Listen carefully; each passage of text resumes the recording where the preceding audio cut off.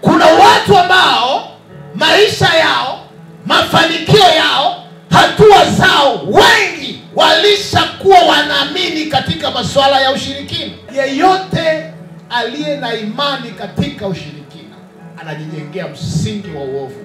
Msingi huu unaweza kuja kutesa na watoto wake, unaweza kuja kutesa na familia yake. Unapotoka mwanadamu unaenda kwa mganga wa kienyeji kufanya ushirikina, kufanya shirki.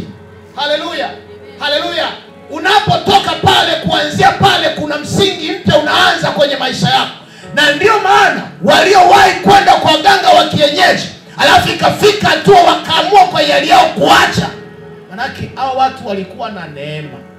Yaani kuna mtu afanikiwi kiuchumi, kuna mtu anaota ndoto mbaya, kuna mtu analala ameamka amenyolewa, kuna mtu kile anachokifanya akifanikiwi, kuna mtu analosa kukataliwa. Hajalogwa ni kwa sababu tu amefanya ushirikina na kuna nguvu ikaingia ndani yake.